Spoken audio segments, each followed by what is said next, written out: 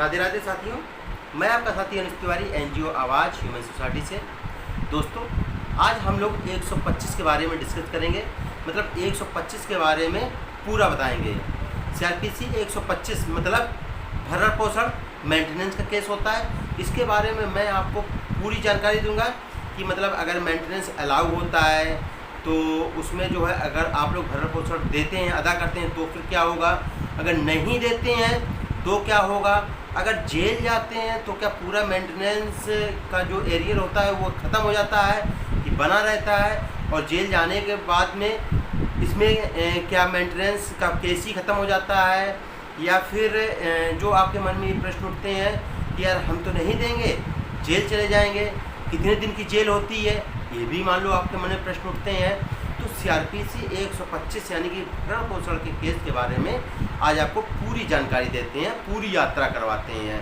तो वीडियो शुरू करने के पहले सबसे पहले आपसे एक बात बताना चाहता हूँ, आपको एक मतलब अपने तरफ से रिक्वेस्ट करना चाहता हूँ। वह रिक्वेस्ट हमारी यह है कि इस वीडियो पर मैंने 500 लाइक का टारगेट रखा हुआ है।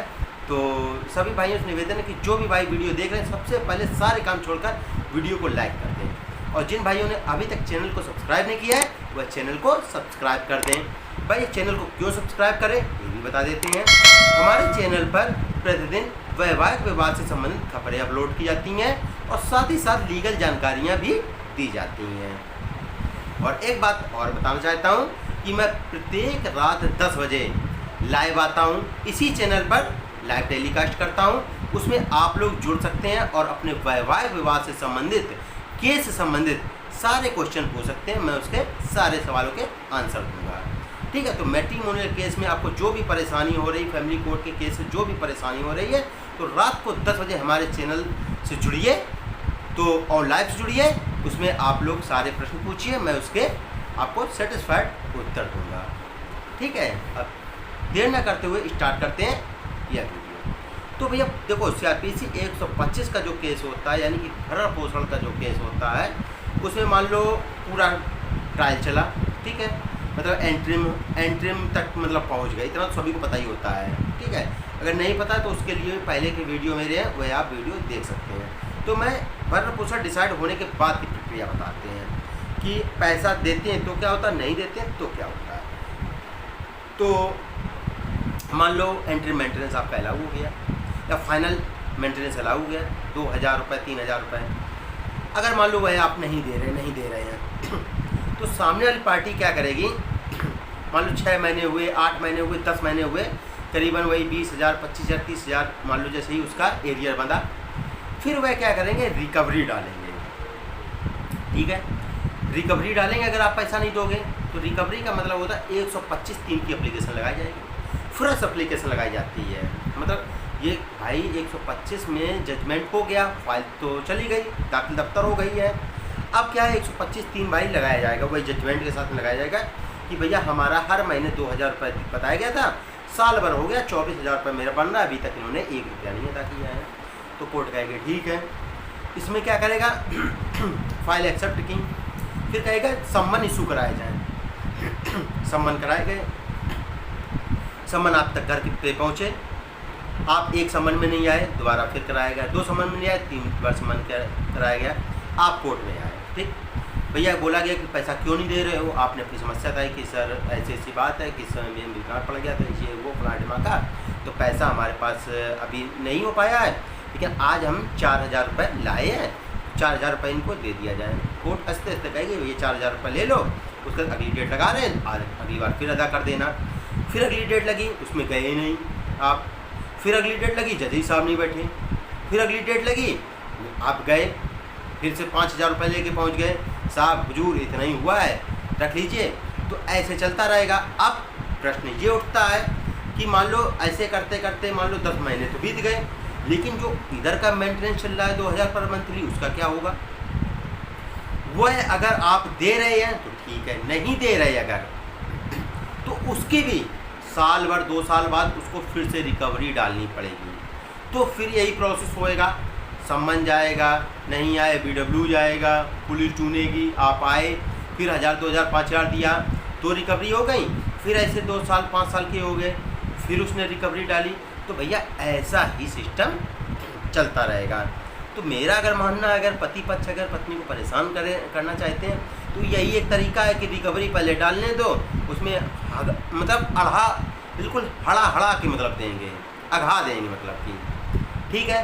अब दूसरा प्रोसेस है कि मान लो आपने एक को पैसा नहीं दिया, सम्मानित हुए, आप आए, कहना हमको पैसा देना ही नहीं है, 1 रुपया नहीं देना, तुम जेल भेज दो, कम से कम 4-5 महीना रिक्वेस्ट होती रहेगी, भैया जमा कर दो, आपको देना ही नहीं है।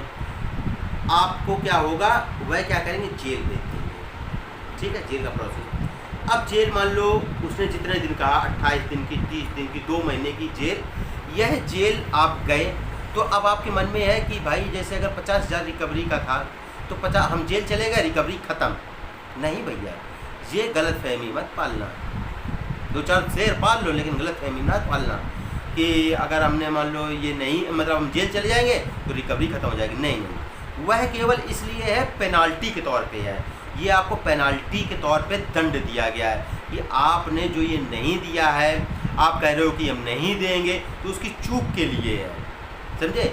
आपने 1 महीने काटा है तो 1 महीना जो वो नहीं दिया ना, वो भी मेंटेनेंस मीटर चल रहा है भैया, मीटर की सुई बराबर चल रही है, तो जितने दिन नहीं दोगे वो सब जो है काउंट होता रहेगा। तो यह जो है जैसे 28 दिन के बाद, 30 दिन के बाद बाहर आए, फिर हुआ भैया मेंटेनेंस दो, आपने कहा नहीं देंगे, तो फिर चालान कट गया, जाओ अंदर, फिर जाओ, तो ये चीज़ है।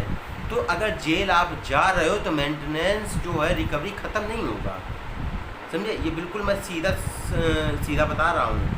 आप मतलब बहुत से वीडियो देखते होंगे, मोटिवेशनल वाले देखते हैं, तो इसमें मान लो ठीक है मोटिवेशनल है कि मत दो, कुछ नहीं होगा, जेल चले जाओ यार, परेशान होंगे, तो ठीक है। लेकिन जेल जाने से क्या है, एक जज साहब पे इफेक्ट पड़ता है कि यार बंदे के पास नहीं है तभी तो नहीं दे रहा है, इसमें एक पुलाटली आएगी, ठीक है। उसके बाद आप जो है CRPC 127 की एप्लीकेशन डाल के संशोधन भी करवा सकते हो उसमें, ठीक है। लेकिन आप सोचो कि मेंटेनेंस खारिज हो जाएगा, तो भैया नहीं, ऐसा नहीं है, ठीक है। तो आपको एक काम करना है कि रिकवरी पढ़ने दो, रिकवरी पड़ जाए, उसको कम से कम 6 महीने 8 महीने में धीमे धीमे करके अदा करो। दूसरी रिकवरी फिर आएगी, उसको भी धीमे धीमे अदा करते रहो, तीसरी फिर आएगी, तो ऐसे क्या सामने वाली पार्टी हड़ जाएगी, बिल्कुल अघा जाएगी। तो क्या होगा, फिर समझौते की ओर दौड़ा जाएगा।